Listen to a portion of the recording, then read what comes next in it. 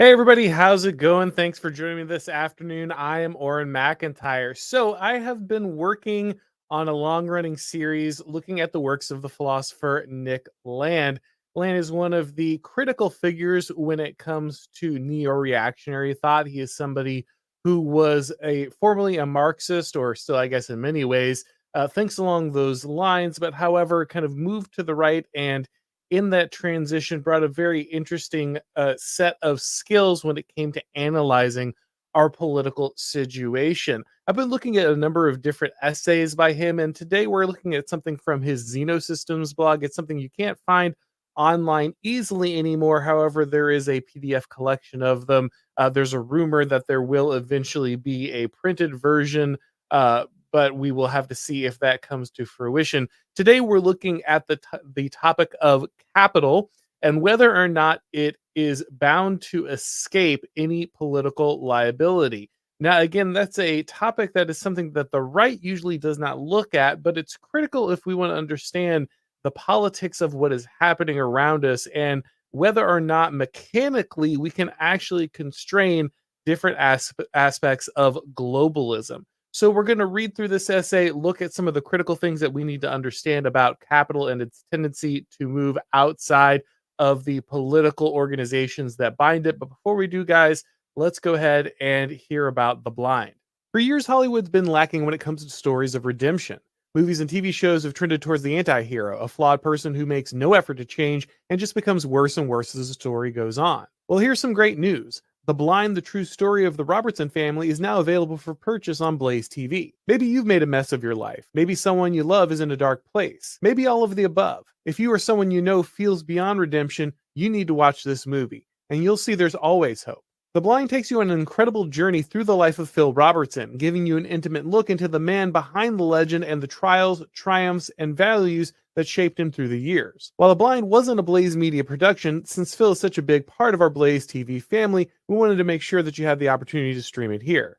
Because it isn't ours, we can't include it as part of the subscription. But if you'd rather purchase it and stream it here rather than Apple or Amazon, we wanted to make sure that you had the opportunity to do that. Make sure to act now. Don't miss this opportunity to own The Blind, a Phil Robertson story on Blaze TV. You can buy it today at blazetv.com, The Blind, for $19.99. That's blazetv.com/The Blind. All right, guys, so let's go ahead and dive into the essay here. I'll read pieces of it and then we'll stop and discuss as we get to the critical parts. So, again, the title of this short essay is Capital Escapes. Land says this is not an easy subject for people to scan with calm, analytical detachment, but it's critically important one. It's among the rare topics where the left is more likely to realistically evaluate than the right.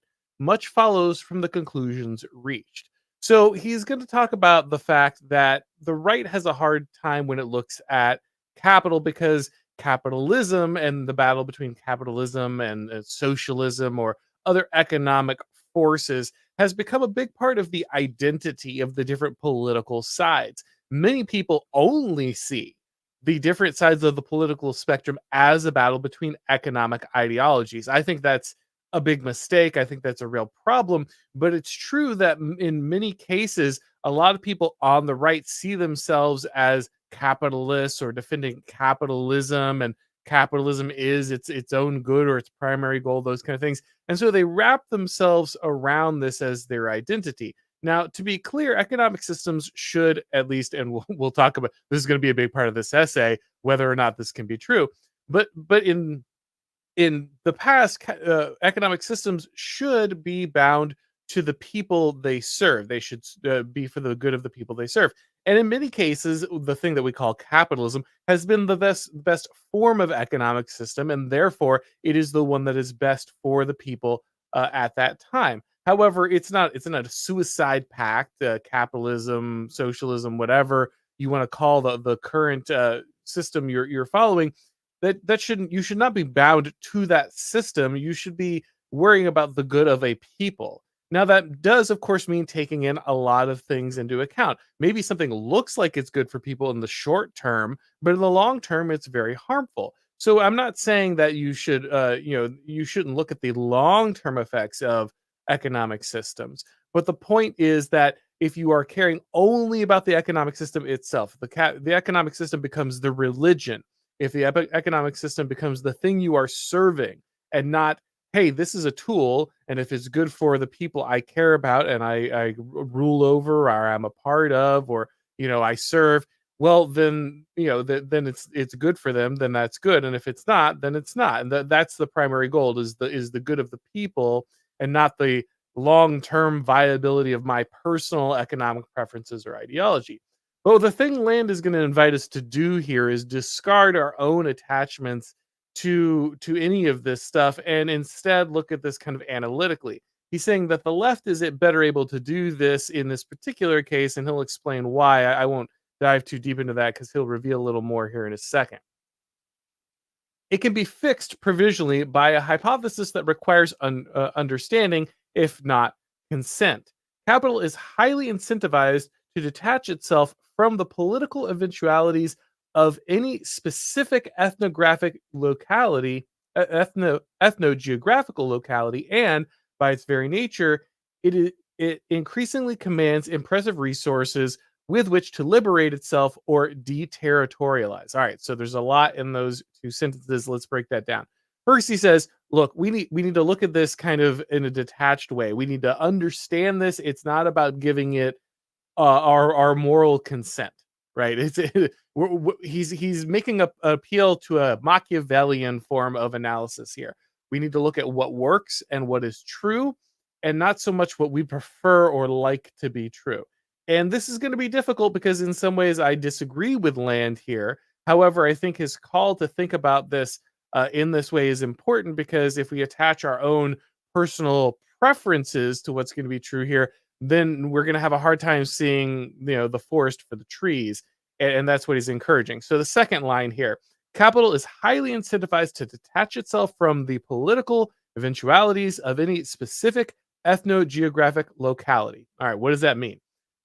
It means that capital does not want to be bound. We want to control the economic impacts, the movement of information, and production, development, technology, and of course money. We want to control all of those things, and we want to bind them for the good of the people, right? We want to bind them to the specific ethnogeographic locality, right? So we want things that are operating in America's interest because we're Americans, and then the Chinese want things that are operating in their interest because they're Chinese, and people who live in Western Europe would prefer that those things be bound to them. But what he's saying is that capital is incentivized to detach itself. So globalization, the process that we're undergoing, that we're watching, where capital stops serving the good of the nation and instead detaches itself and wants to escape the political concerns of a specific region. He's saying that is incentivized by capital. That's what capital wants to do, and of course that makes sense if we think about it really quickly, right? So for instance, capital says, we want to offshore the manufacturing of something because it's cheaper, it's more efficient economically, something like that. Now, the specific political ethnogeographic concerns might say, well, actually, we want that manufactured in America because, let's say, all our antibiotics have been offshore to China, which they have, right? All of our antibiotics get manufactured outside of the United States. And we say, well, it would be better if we manufactured them here, even if it's more expensive or time consuming or less efficient overall, because if there's something, say, I don't know, a global pandemic or something and we have a hostile power that produces all of our antibiotics, we would not have access to them, and that could be a really big problem. And so even though economically, like, the needs of capital might say it's better to offshore this creation of antibiotics, are the political motivations of our and our ethnogeographical concerns might say, actually, we'd like to pay the higher cost of keeping it short here. That is to serve our interests. Going back to Land's quote here, and by its very nature, it increasingly commands impressive resources with which to liberate itself or deterritorialize. All right, so what is deterritorialization? That's a really critical concept to grasp here. So Land talks a lot about deterritorialization and reterritorialization.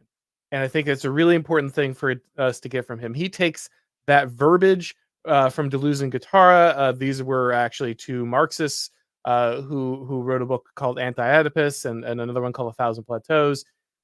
We could there's a lot behind that. The point of deterritorialization and reterritorialization is that capital is originally territorialized, meaning that it serves the interests of a particular group. We create a business or we create a, some kind of organization, and it serves the function of, I don't know, transporting people across America or making pharmaceuticals or, whatever widget it does. And it does that in the service of people who are mostly bound to this area, right? But to this region.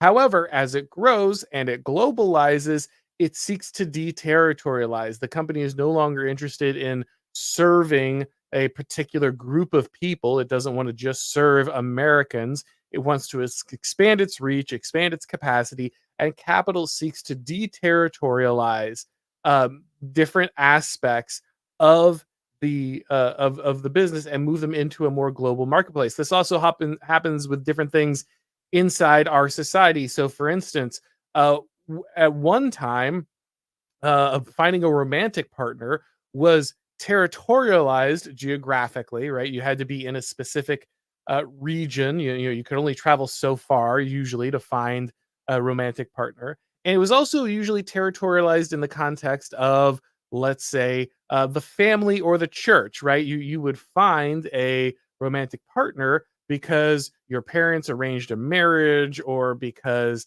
you met somebody at your church or your church had a group where you got people together, those kind of things. That was where the primary business of finding a romantic partner was done. But it got moved out of deterritorialized from the geographic region and the church and the family, and it's now been reterritorialized into the marketplace, and not just the marketplace but a more global marketplace. Right now people date online. They pay a fee to go on websites to date online or to use apps or those kind of things, and they often interact with people well outside of their region, and they do so in ways that they never would have done inside the context of a church or family. So that process has been deterritorialized from something that was sacred or familial and regional, and has been reterritorialized into the market and in a global way. And so he's saying that increasingly capital is able to deterritorialize itself, remove it from that ethno-geographic context, remove it from that political context, and then relocate itself, reterritorialize itself into kind of the more that global market. Now, we're going to dive deeper here into what that means. We just broke those two sentences down because we need to understand concepts in there. So let's jump back into actually making progress in the essay. It is certainly not, at least initially, a matter of approving such a tendency, even if moralistic inclinations of gregarious apes would prefer the question to be imminently transformed in this direction. So I obviously, disagree with the characterization of gregarious apes. However, he is right that we have to look at this question with some degree of detachment. If we come at it directly from, well, should this happen, then we may not be able to understand whether it can happen or not. And that's always a dangerous place to be. I encourage people not to do that when they're doing their political calculus, right? So people will look at what's happening in our society. They say, well, today, and they'll say, well, look, the Constitution says it shouldn't happen, so it can't happen. But that's not how that works. If the Constitution says it shouldn't happen and it's still happening, and nothing about the political system is stopping it from happening, nothing about the legal system is stopping it from happening, if there's no action from the people to keep it from happening, then saying it shouldn't happen doesn't actually change anything. And we need to reevaluate the way we look at it politically so we can better understand what's happening. The same argument is being made by Land here. He's saying, look, when we're looking at the question of whether capital escapes, we must actually understand the truth of it. We don't want to approach it from, well, should it be able to escape, or should we be able to control it? We're not trying to draw those moralistic lines. We're trying to better understand the truth of the situation. All right, so back into Land's essay here. uh, Integral leftist animosity to capital is actually valuable in this respect, since it makes some room for comprehensive apprehension of globalization as a strategy oriented to the flight of alienating productive capability from political answerability. The left sees capital elude its clutches, and it sees something very real when it does so. By far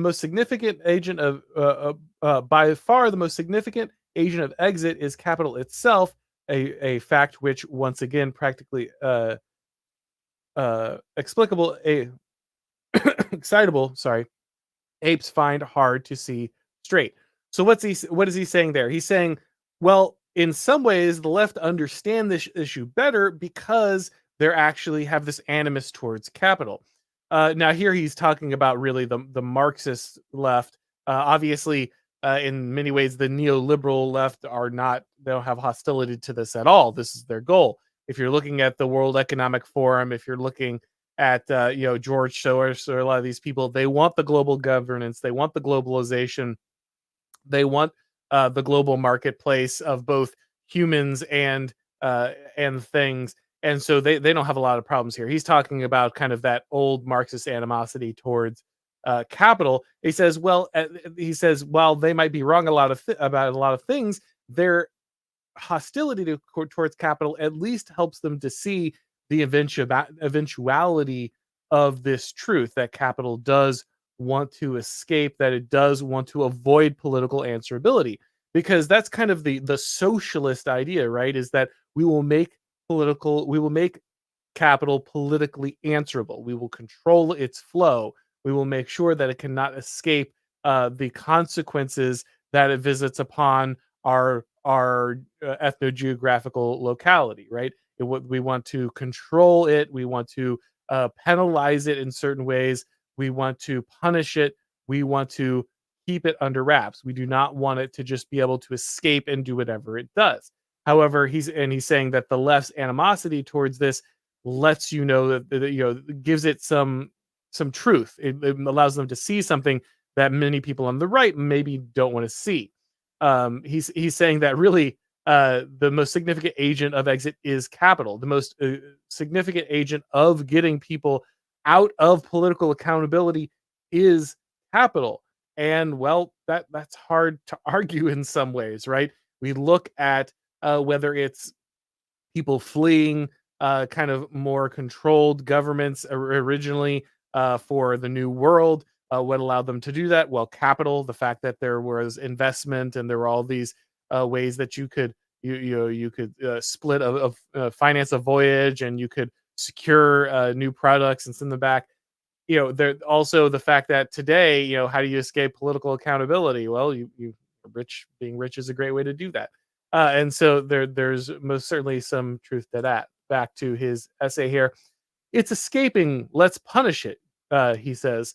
Yes, there's always plenty of time for that. But shelving such idiocies for just a few moments is a cognitive prerequisite. Primary question is a much colder one. Is this actually happening? So he says, yeah, I get it. You want to go ahead and punish this. I get it that you want to go ahead and tell capital what it wants to do.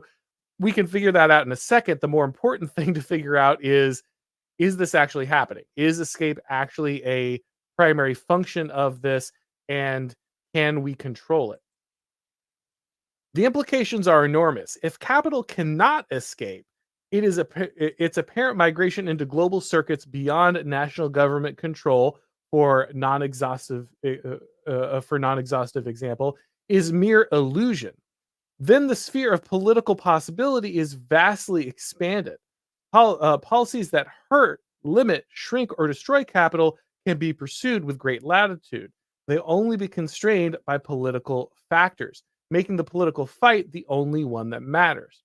All right, so he's saying here, if we can actually control this, if capital can't escape and its constant shift, what looks like its constant desire to shift into the kind of the global market, escape the boundaries of the nations that would try to control it. If that's not true, if that's merely an illusion, well, then we have all these political options. We have all these political tools. You can put regulations on it. You can shift the incentives. You can work to slow it down. You can put barriers between capital and its acceleration. You can do all of these different things if capital isn't inevitably destined to escape. However, if it is, then that really matters. The question is really, what is the realm of political, or what is the realm of political? Uh, how can it work in concert with economics? Is there a limit to the realm of the political when it comes to economics? Will capital eventually escape, or can economics control capital? Can economic policy ultimately put restraints on capital? Back to his essay here. If capital cannot in reality flee, then progress and regress are simply alternatives. Either nations advance as wholes in a way that compromises on an awkward diagonal between the very different optimisms of Whigs and socialists, or they regress as wholes, destroying techno-economic capability on the downslope of social degeneration. All right, so if capital can't flee, if it can't actually get away from all political control, all political forces, then either you're going to regress, or you're going to or you're going to progress, and it's going to kind of happen simultaneously, right? Nations are going to work towards a thing uh, uh, in a way that, like he says here, in a way that compromises between very different optimisms of Whigs and socialists. So whether these people are right and you have some level of control, and you're going to progress because you exercise that control in a positive way that grows your society, or you kind of have this doomer mentality where, like, the social economic ability decreases because you when you try to control it, it just kind of starts falling apart, and then you have social degeneration. So if it can't escape, then it's going to be one of those two things. Either you have this optimistic view that we can control it in a positive way, because that's one assumption that a lot of people make, right? If we control capital, if we find a way to control capital's escape and localize it and hold it accountable for particular effects that it has, then it will always be positive, right? That's kind of the socialist hope, or the Whig hope he's highlighting here, that there will be a positive future if we manage capital correctly and we can control it correctly. But he's saying that's not necessarily the case, right? There is this thing where humans will ultimately try to control capital, and they could succeed in controlling capital. We could succeed in controlling economics. However, that will lead us to doom, right? And that's a very real possibility. A lot of people make that case. Any attempt to control capital, if it is controllable at all, could lead to a downward economic spiral. A lot of free trade people, a lot of laissez-faire economic people will say this, right? You'll hear a lot of neoconservative economics guys say this. We have to have all these open borders. We have to have open markets all the time. We have to have free trade all the time. Any attempts to put any kind of economic policy or restriction in place is socialism. And if we do that, then everything falls apart. And he's saying that has to be a real possibility you consider, right? Maybe there will be positive effects of controlled capital. Maybe you will have this positive progress of controlling capital if it's possible. But also, you could control capital and then you just have a giant failing. And a lot of people will point to state attempts throughout history to control economic progress, economic liberalization, and kind of their downfalls. And you will have a track record of that. That won't be something that's entirely wrong. And the question is, is there a good balance that could be struck, right? If capital escape is not inevitable. If capital can be controlled, if it can be limited, if it can be put in kind of the box and forced to serve particular peoples, then then the two eventualities are progress or degeneration because there's consequences. We want there to be the sweet spot. We want there to be this perfect balance where we control capital sufficiently to where it continues to serve the needs of humans and specifically the human group that created it, as people who would prefer that capital serve our own nations, our own peoples, then we're people who want to be able to control it and bind it to our ethno-geographical locality, right? And that's what he talked about earlier. But we want that to happen without significant consequence. We don't want there to be just like this general social degeneration because we attempted to limit, the ability of capital to escape. But again, that's all predicated on the idea that we can limit the ability of capital to escape. Is there that sweet spot even if we could control it is a separate question. But the bigger question for land here is the first one: can we even control it in the first place? Can we actually bind it to specific people, specific areas? Can we limit its constant desire uh, deterritorialize, right? Because I think that's a lot of what when especially conservatives look at what's happening. A lot of people on the right, they look at what's happening in society. What they see is a lot of deterritorialization. They see a lot of economic deterritorialization, and that's what they're worried about. They think they're worried about social degeneration, and they're right, right? That we see a lot of degeneracy that has come morally, but a lot of that stuff follows from the economic consequences of deterritorialization. When we remove the ability of one man to provide for a whole family, we're going to change the family structure, right? When we open up markets to women and children, you're going to see the structure of the social structure of the family change. We're going to see critical parts of our social structures and our traditions change when we deterritorialize things. And so a lot of the things that the right observes that they don't like are actually the consequences of capital escape. And so the right, in many ways, is looking at ways that it can bind capital to serve those family units or those traditional kind of bonds that we have as humans, rather than letting everything escape and kind of turning everything into this globalized, homogenized market. All right, back to our essay here. Only if capital escapes or practically decouples does it make sense to entertain extreme pessimism about social political trends, alongside a robust confidence in the momentum of techno-economic innovation. The escape of capital is thus an intrinsic component of split political forecasts. The escape of capital, just said that, in which squalid ruin and technological intelligence runaway accelerate in. Sorry, I messed that up real bad. Let me reread that sentence. The escape of capital is thus an intrinsic component of split future forecasts in which squalid ruin and intelligenic uh, runaway accelerate in inverse man in inversely tangled tandem. Cyberpunk and Elysium. Sorry, I messed that reading up real bad. Here's what he's trying to say here. He's saying if capital is escape is inevitable, right? If this is going to happen this way, then we end up in a situation where we get these split forecasts, right?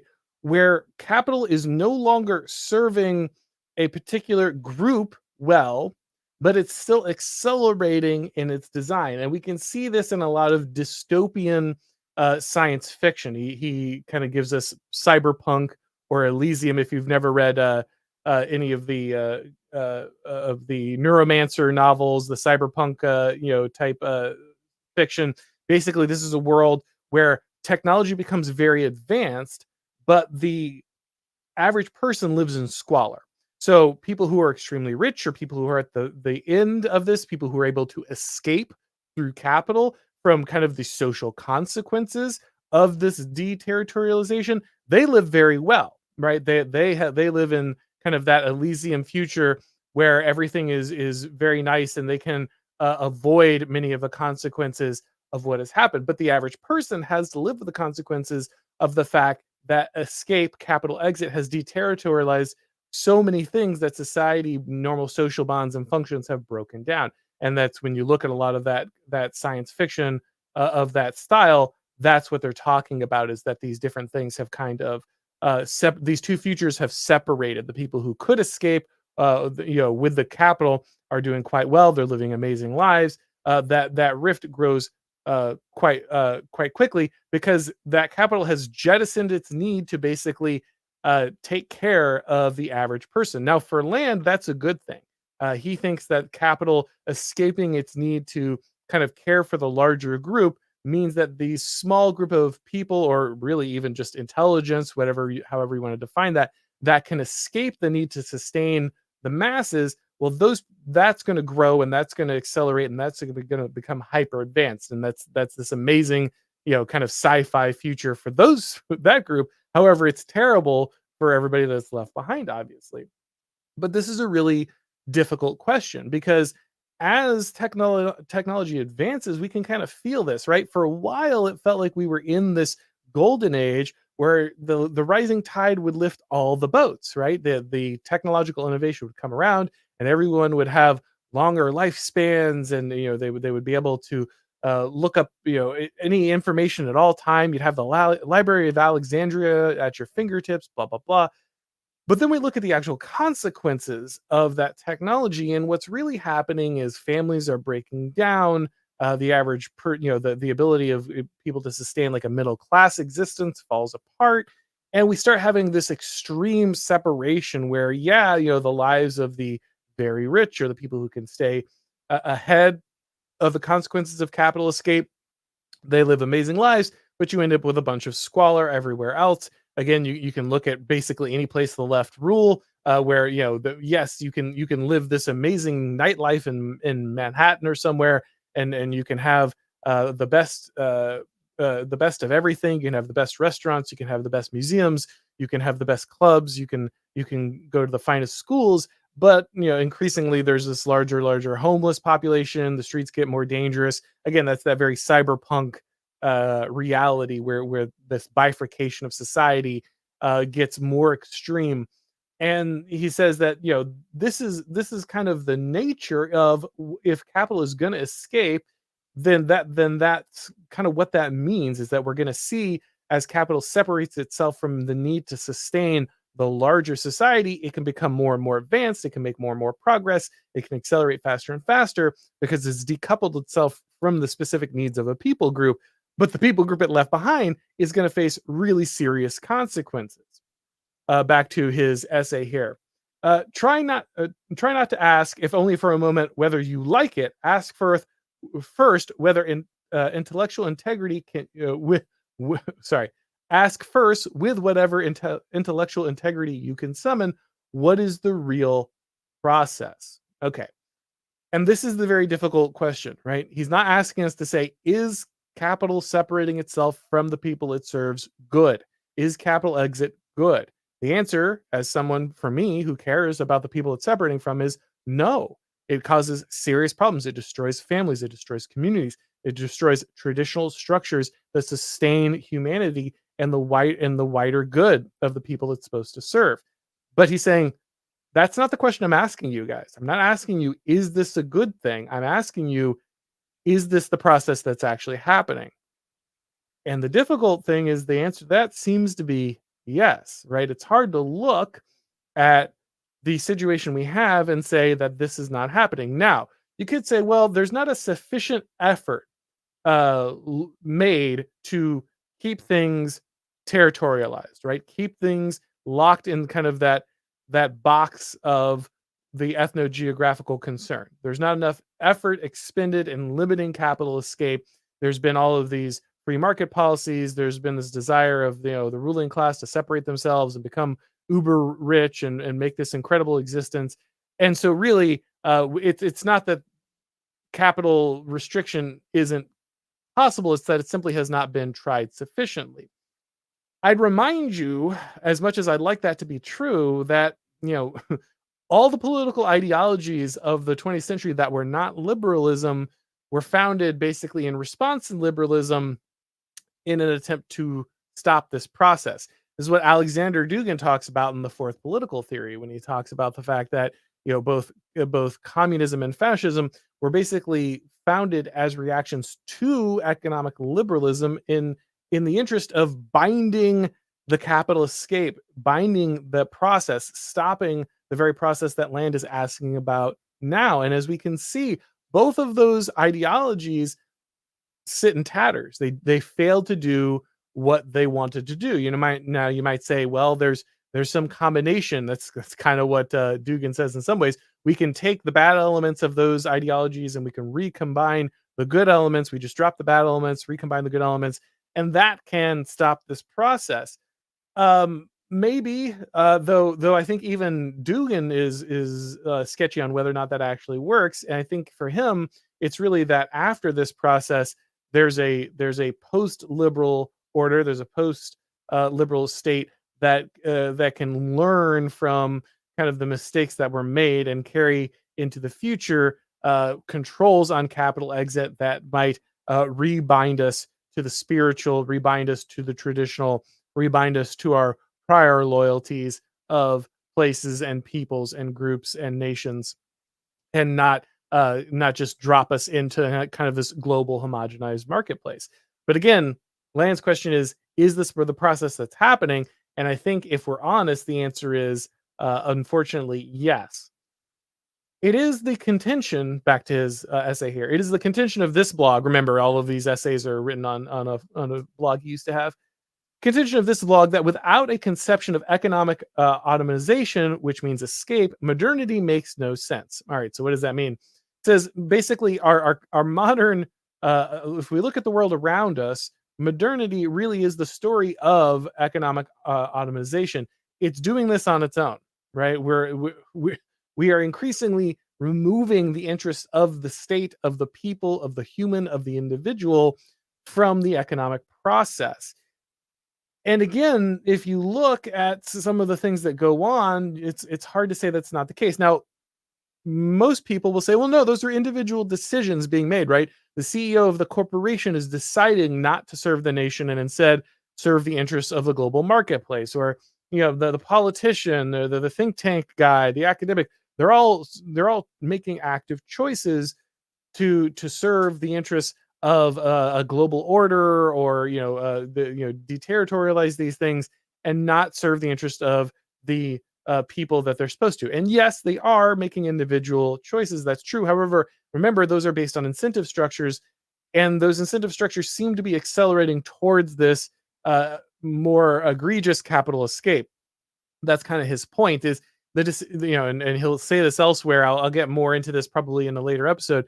But the decisions start to make themselves. Yes, individuals are making choices, but those choices are lined up with the incentives created by capital. And so, in this way, he's saying capital liberates itself because we have this incentive structure that is aligning with the needs of capital to escape. And so, even though individual actors are making the decisions, they are constantly incentivized to dismiss the needs of the people, the nation, the group, and instead pursue that which is advantageous to capital escape.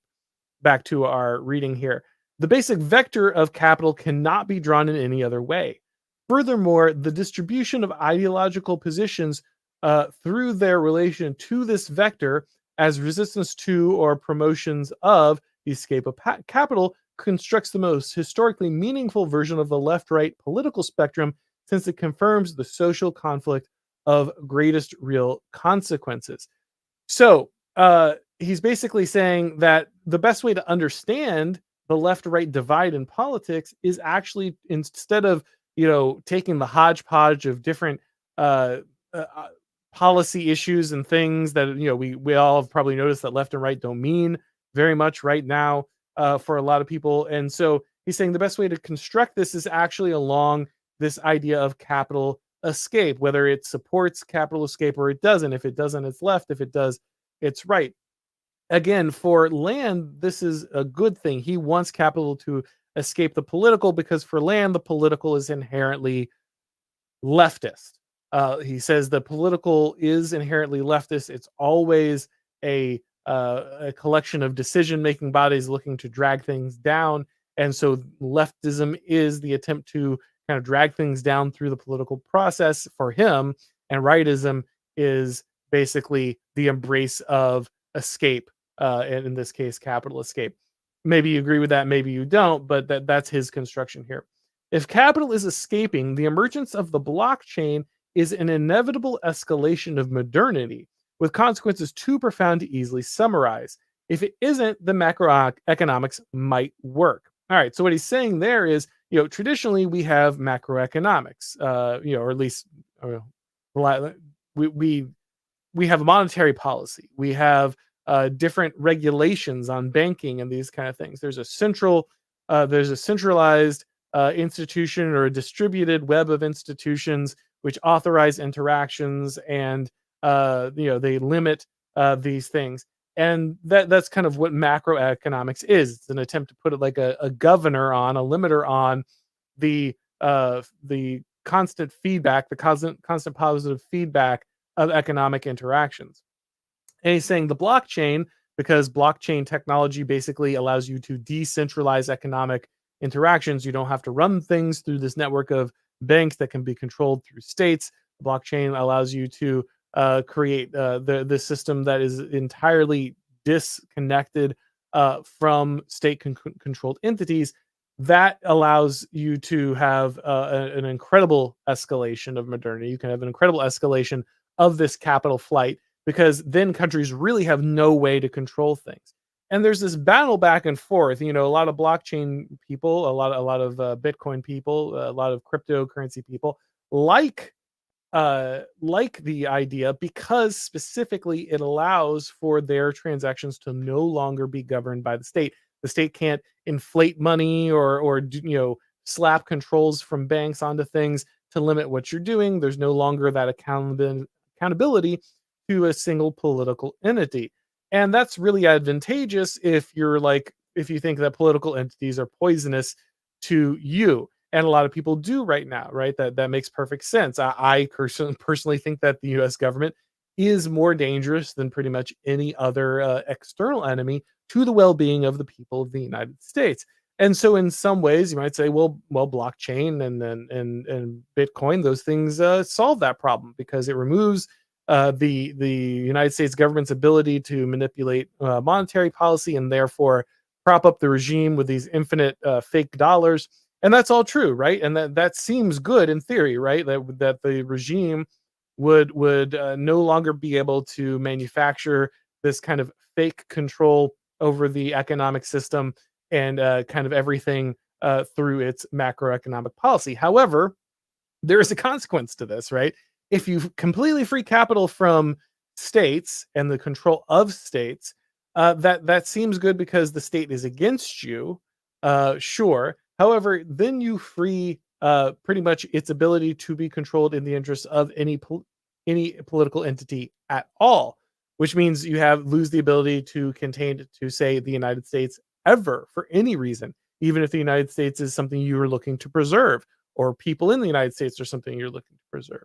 And so there's this, there's certainly you could say a dual-edged sword, but I would say almost legion-edged sword of what capital escape can do. Sure, it can topple bad regimes, but it could also topple any regime, good or bad, which is kind of its point, is to reduce the ability of politics to have any bearing on capital, because capital can escape its consequences entirely. So this is a very difficult question, one that I'm still grappling with, because it's hard to argue, I think, with the inevitability of some of the process that Land is talking about.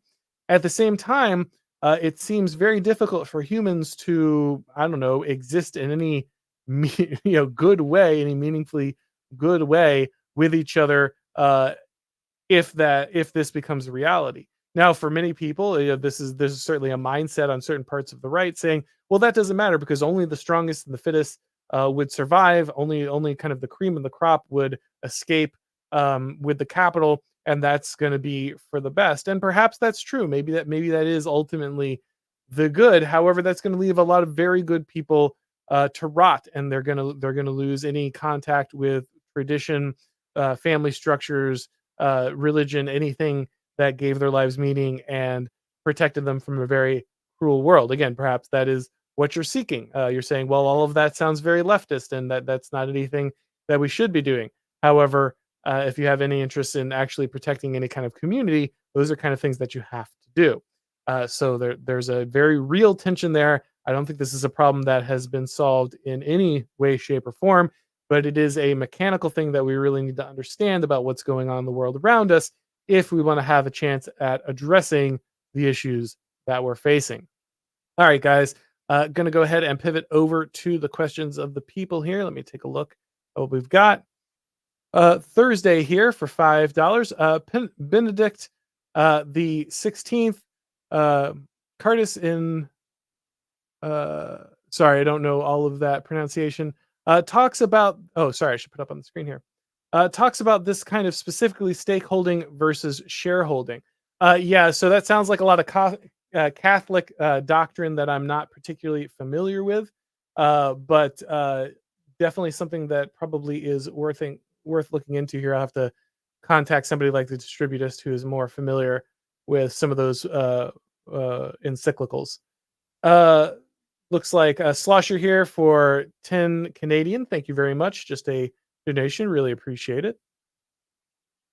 Jacob Zindel for $10 here. The global elite new appear fully. I think that might be now. Globally elite now appear fully neo-feudal, an international and insular group of people who marry one another and appoint one another to positions of power over the lucrative and debt peons. Yeah, that is most certainly the attempt that is happening, of course, on the global level. Though I think you're going to get, and this is probably not anyone's favorite prediction from me, but I think you are going to get feudalism either way. I think that society, I think Gaetano Mosca is right, and the society tends to work from bureaucratic complexity back to feudal complexity, back to bureaucratic complexity, down to feudal complexity.